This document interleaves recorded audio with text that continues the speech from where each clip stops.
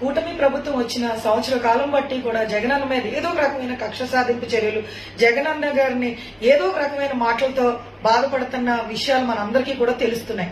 మరి మీ అందరికీ తెలుసు, ఈ రోజు కూటమి ప్రభుత్వం సీఎం గారైన చంద్రబాబు నాయుడు గారు మరి జగన్మోహన్ రెడ్డి గారు భూస్థాపితం చేయాలని, అదే విధంగా అయ్యన్ పాత్రుడు గారు మరి జగన్మోహన్ రెడ్డి గారిని తరివి కొట్టాలని చెప్పి, ఇంకా మరి మీరు లైవ్ లో వాళ్ళు అన్న మాటలు ఒక్కసారి మీరందరూ కూడా వినాలని కోరుకుంటున్నాను.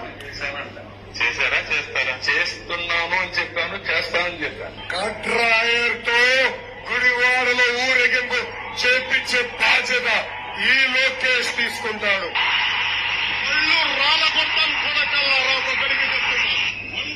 మరి ఈ రకంగా మాట్లాడుతుంటే మరి వీళ్ళందరినీ ఏం చేయాలి? మరి అదే విధంగా రేణుకా చౌదరి గారు మరి పురిట్లోనే భూస్థాపితం చేయాలని ఆమె మాట్లాడతారు. అదే విధంగా ఇంకా చెప్పుకుని పోతే ఈ కూటమి నాయకులకి ఈ రోజు ప్రజలకి ఏం మంచి చేయలేక ఈ రోజు ఒక డైవర్షన్ పాలిటిక్స్ తీసుకుని వచ్చిన కూటమి ప్రభుత్వం ఏ రకంగా జగనన్న మీద ఈ రోజు బురద జల్లే కార్యక్రమం చేస్తుందో మనం అందరం కూడా ఒకసారి గ్రహించుకోవాలి. మరి నిన్నటి రోజున ఎంతో ఎక్స్పీరియన్స్డ్, అదే విధంగా ఎన్నో సంవత్సరాలు అనుభవం కలిగిన ఒక పొలిటీషియన్ కింద మరి స్థానిక రాజమండ్రి రూరల్ ఎమ్మెల్యే గారు బుచ్చే చౌదరి గారు జగన్మోహన్ రెడ్డి గారు నరకాలంటారండి. ఈ రోజు మీరు ఇంత ఎక్స్పీరియన్స్ అయినా సరే మీకు ఈ రోజు చంద్రబాబు నాయుడు గారు మీకు మినిస్ట్రీ పదవి ఇవ్వలేదు, నేను ఒకడు ఉన్నానని చెప్పి గుర్తు చేయడానికి ఈ రోజు జగన్మోహన్ రెడ్డి గారిని అంటే ఈ రోజు చంద్రబాబు నాయుడు గారు మీకు మంత్రి పదవి ఇచ్చేస్తారని భావించి ఈ రోజు జగన్మోహన్ రెడ్డి గారు నరికేయాలని ఏ రకంగా అంటున్నారండి ఎమ్మెల్యే గారు? మీరు అసలు అనే ముందు ఒక్కసారి నేను ఒకటే సూటిగా మిమ్మల్ని ప్రశ్నిస్తున్నా. మరి పుష్కరాల్లో మీ సమక్షంలో మరి 2015లో ఏదైతే పుష్కరాలు జరిగిందో ఆ పుష్కరాల్లో మరి సుమారు 23 మంది చనిపోతే మరి ఆ రోజు ఎందువల్ల చనిపోయారో మీకు తెలుసు, మాకు తెలుసు. మరి ఆ రోజు ఎవరిని నరకాలి సార్? 23 మందిని ప్రాణాలు కోల్పోతే మరి ఆ రోజు మీరు ప్రెస్ ముందుకు వచ్చి ఎవరిని నరకాలని చెప్పి మీరు ఈ రోజు చెప్పాలి.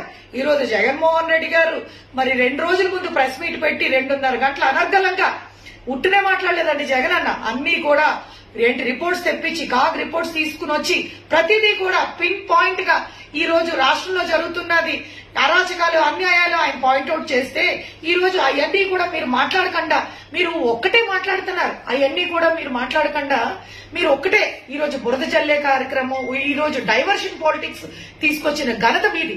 ఈ రోజు మీకు దమ్ము ధైర్యం ఉంటే జగనన్న మాట్లాడే 2:30 గంటల యొక్క ఆయన ఇచ్చిన రిపోర్టుల్ని తప్పని చెప్పి వచ్చి మాట్లాడండి. ఈ రోజు అది కాకుండా ఎవరో ప్రెస్ అయినా ఏంటండి ఆ ఫ్లెక్స్లు ఏంటండి ఆ యొక్క అన్ని అడిగితే ఏంటి స్ట్రెస్ చేసి అడిగితే సినిమా డైలాగ్ అని చెప్పి పుష్ప సినిమాని కూడా ఆయన చెప్పడం క్లియర్ గా జరిగింది. మీరు వినలేదా? మీకు వినపడలేదా? వయసు పెరిగిపోయి మీకు వినపడలేదేమో సార్.